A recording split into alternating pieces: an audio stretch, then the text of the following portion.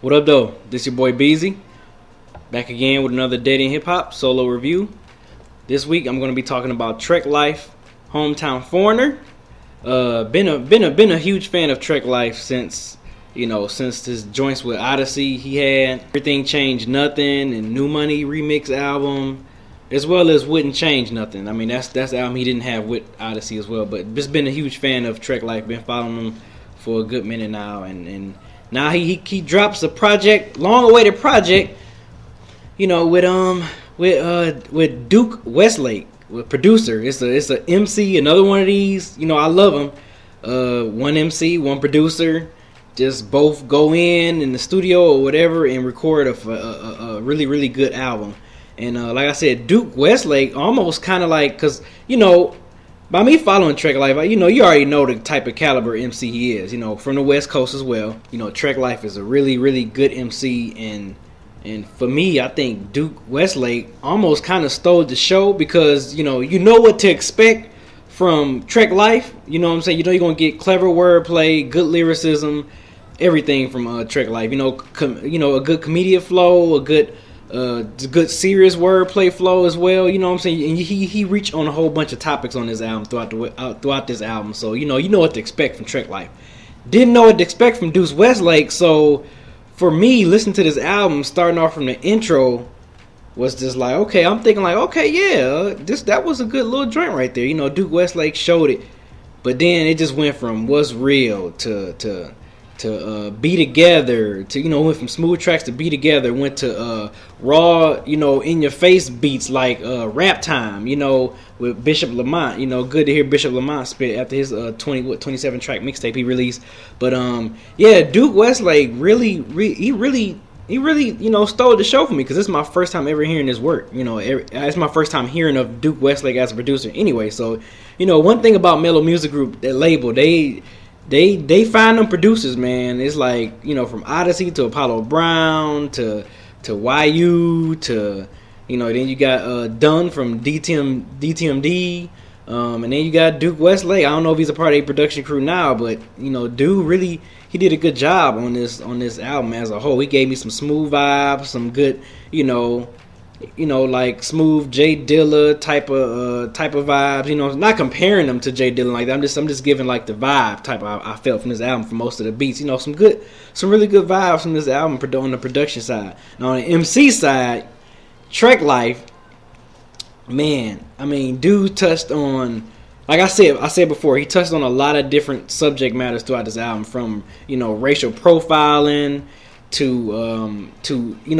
which I think, gotta give him props. Most men, in this, I guess ego-driven, hip-hop culture, he touched on, settling down with a woman and getting married and having kids and getting a house and all that stuff, where, of course you always hear the, having a different motto women and all that little stuff all the time. But it's good. Not saying that Trek Life is the first one to do it, but it's just kind of good every now and then to hear someone really talking about being in a committed relationship and being committed to one woman and, just being happy. You know what I'm saying? Just in general, just being happy.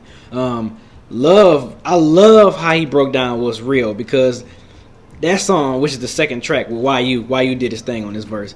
But with that song, I'm glad it's like how he took the perception of, cats saying, shooting this, yeah, I'm really real, which is like almost the hip hop perception of what's real. You know what I'm saying? Like what's really real. And and it's like, for me, I think when I hear MCs talk about that, whatever to them, their perception of real, to me is not my way of being real. And YO, he explains it really well. Like, my definition of real is keeping the man of your word. And it's like stuff like that. I think that song I can really, really relate to, because you hear rappers saying, yeah, I'm real, I'm the realest, I'm the realest, I'm the realest. When, of course, some of these rappers are probably, living a fake life as it is, so saying all this real stuff is almost kind of like so cliche in hip-hop. And I'm glad that song, he touched on that song so much. So shout out to y'all, to YU dropping this dope-ass verse. Huge fan of YU, man. God, glad he did a verse on that joint.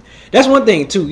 The features on here was pretty, good. You had Bishop, you had YU, you had GMK, which was on Hello, which is another one of my favorite songs. I think it seemed like they was like it was like they was both rhyming, at each other, not at each other, but they was both having a conversation through voicemail. That's how I got from it on that track. Hello, one of my favorite tracks. Love the smooth mellow beat on there. Duke Westlake put down, and they laid that perfectly. And GMK did his thing on that one. I loved his guest feature on there. And another one too I like, Eat More Chocolate, which is, it's kind of like a good spin off of a good, like I guess you want to say like a Tyler Perry, Steve Harvey book or something like that. You know what I'm saying? Because it's kind of like saying, yeah, you complain about being in this type of relationship, being with this dude or girl or whatever, then that you really don't want to be in.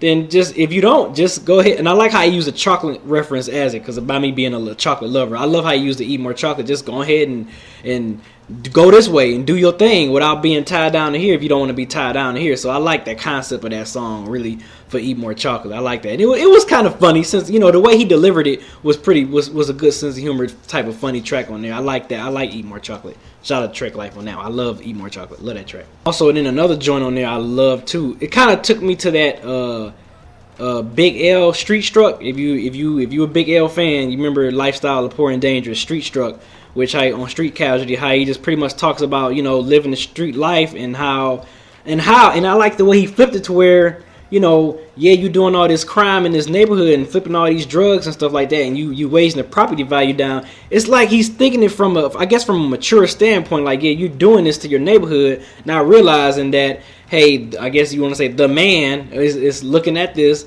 taking your property, taking your churches that your mom used to go to, building them, tearing them down, building Best Buys, building all these corporations in the same block you call your block of selling dope and all that stuff. So I like how he took that, instead of from the person living the street life and then dying, it's like you living the street life, you tearing down the rest of your community and everybody around your community, and now you letting it for somebody else to come take it over, and they doing something productive and really knowledgeable besides building businesses instead of selling dope. So I love Street Casualty. I like the way you flipped Street Casualty joint. Love it. And then another one too. It's a lot of joints on this track, man. Hometown Foreigner, the title track. And what I've always say whenever I hear title tracks of the album, to me it always sets the mood of how your album's going to be, or where you're going, or the direction you're going with your album. So when I heard that he was coming out with Hometown Foreigner, I'm like, where he's, what, I wonder what's that going to be about. But when I heard the title track, that is like so perfect. And I think that only doesn't fit for, LA MCs. I think it can fit for down south MCs or East Coast MCs. It's like, people always stuck in this certain type of like West Coast sounding MCs. You gotta sound like J-Rock, you gotta sound like The Game, or you gotta bang if you from the West Coast. And then by him not doing none of that stuff, or talking about that type of stuff, and being an MC with good wordplay, with intelligent wordplay, and of course, what's wrong with a West Coast MC not having those type of critiques? It's like, just because you from LA, you gotta be talking about banging and shooting and doing and gang banging and all that little stuff all the time, which you don't have to. I'll out to the Far Side back then. The Far Side was one of them. Alcoholics was one of them. Hieroglyphics, another one that was from the West Coast that, they didn't sound like your typical West Coast, but they were still repping the West, and it's like, I think Trek Life rep, CA all day, but just because you don't gotta sound like it, yeah, I bang this, I do all this, yeah, I'm just a dude that, like, look, you get me on the stage, MC wise, I'm a get in you, you know what I'm saying? So shout out to Hometown Foreigner, because it's like, and I like the little snippets on there, how people are like, yeah, man, you don't bang? Well, I thought you bang, man. That ain't CA. You ain't from CA just because you don't bang. It's like, yeah, you supposed to dress this certain type of way to be from the West Coast. And I think from, like I said, touch on down south as well, dudes. If you sounding like, real super lyrical, oh yeah, you ain't from down south, then you gotta sound like you a trap dude or whatever. So East Coast dude, you gotta sound like you just an East Coast dude. And yeah, I like Hometown Foreigner, because I think Hometown Foreigner touch on all coast. I think all coast MCs are like that. Some dudes may sound different from your typical down south, East Coast or West Coast dude. So Hometown Foreigner, love that joint. Overall, I thought this album was very well put together by both Trek Life and Duke Westlake. Duke Westlake, I am now a fan. So anything else you're working on, instrumental projects or any past projects, if you see this, let me know what you got. I would like to check out the rest of your music and the rest of your work. Trek Life, keep bringing it. Good job on this project, man.